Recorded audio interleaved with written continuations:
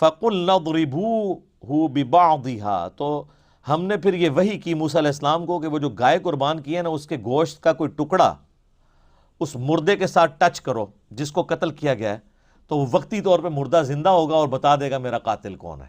اب یہ معجزہ ہے، وہ دنیا میں واپس نہیں آیا، بس وہ اس کے ساتھ پھر دوبارہ مر گیا۔ کہ حضرت عیسیٰ علیہ السلام مردے کو زندہ کرتے تھے۔ میں نے کہا عیسیٰ آیت ہے لیکن آیت اللہ العظمی علی ہے۔ تابوت سے مردہ نکالا اور علی ابن ابی طالب کے سامنے رکھا، میرے مولا نے درود و سلام بھیجا رسول اللہ پر، اور پھر کہا یا اہل الکوفہ، بنی اسرائیل کا جو بقرہ ہے وہ مجھ سے زیادہ کوئی قدر و منزلت تھوڑی رکھتا ہے اللہ کے پاس۔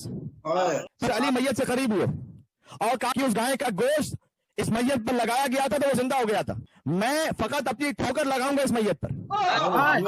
اس کے بعد اسے قدموں سے ٹھوکر ماری علی نے، وقال له، اور اس سے کہا قم باذن اللہ، بس تجھے اللہ نے علی کے ہاتھوں سے زندہ کر دیا ہے۔ وہ جوان زندہ ہو کر کہتا ہے، علی کو دیکھتا ہے، کہتا ہے لبیک لبیک یا حجت اللہ۔ تو میرے بھائی خدا کے لیے اب ان واقعات سے، ان جعلی باتوں سے باہر نکلیں۔ یہ سب کے سب جھوٹ پہ مبنی چیزیں ہیں۔ سورہ یاسین کے اندر اللہ تعالیٰ کا واضح فتویٰ ہے، سورہ الواقعہ کے اندر ہے کہ جو مر گیا اب وہ دنیا میں دوبارہ واپس نہیں آ سکتا۔ سیدھی سی بات ہے۔ اس قسم کی اگر کوئی چیزیں ہوتی تو ہمارے نبی علیہ السلام کے ساتھ اس طرح کا کوئی واقعہ رپورٹ ہوتا۔ حضرت عیسیٰ ابن مریم کے حوالے سے یہ معجزہ ملتا ہے، لیکن وہ حضرت عیسیٰ کے ساتھ خاص ہے معجزہ۔ سورۃ الانبیاء کا آپ پہلا صفحہ پڑھ کے دیکھیں، کافر یہی اعتراض کرتے تھے کہ جو اگلے انبیاء کے تم واقعات ہمیں سناتے ہو، اس طرح کے معجزات تمہیں کیوں نہیں دیے گئے؟ ٹھیک ہے، تو اللہ تعالیٰ نے اس کے جواب میں فرمایا کیا وہ لوگ ایمان لے آئے تھے جو تم لوگ ایمان لے آؤ گے؟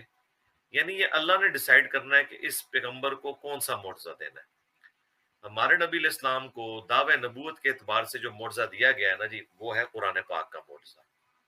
ویسے آپ کے ٹینجیبل فارم میں حسی معجزات، فزیکل فینومینا آف نیچر کو توڑنے والے بہت سے رپورٹ ہوئے ہیں، بخاری مسلم میں آئے ہیں، لیکن جو دعوی نبوت والا معجزہ ہے وہ صرف قرآن ہے، کیونکہ آپ کی نبوت قیامت تک کے لیے تھی، لہٰذا آپ کا معجزہ بھی قیامت تک کے لیے ہے۔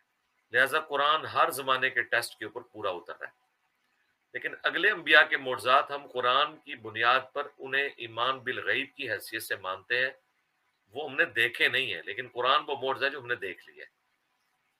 تو اگر کوئی اس طرح کے معجزے رپورٹ ہوئے ہوتے، اگلے انبیاء والے معجزے نبی علیہ السلام کے حوالے سے، تو وہ احادیث کی کتابوں میں آتے۔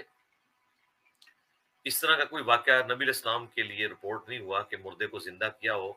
تو عیسیٰ ابن مریم کے بارے میں جو رپورٹ ہوا وہ تو ثابت ہے۔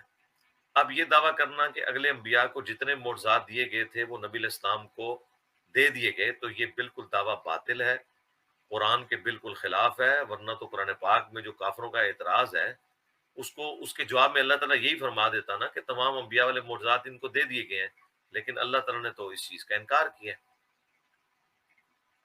بلکہ سورہ بنی اسرائیل میں تو وہ 9 معجزات کا ذکر آیا کہ جو وہ ڈیمانڈ کرتے تھے کہ تم جو ہے وہ آسمان پہ چڑھ کے دکھا دو، ہمارے سامنے چڑھو، اور تمہارے چڑھنے کو بھی نہیں مانیں گے، ہمارے سامنے ایک کتاب لے کر اترو، تمہارا کوئی باغ ہو جس میں تم چشمے رواں کر دو، ٹھیک ہے، اور اسی طریقے سے سونا چاندی کا گھر تمہارا ہو۔ اس قسم کی کئی ایک باتیں ڈیمانڈ کرتے تھے۔ اس کے اینڈ پہ اللہ نے فرمایا کہ تم فرما دو کہ میں تو نبی ہوں، بشر ہوں، ڈر سنانے والا ہوں، یہ میرا منصب ہے۔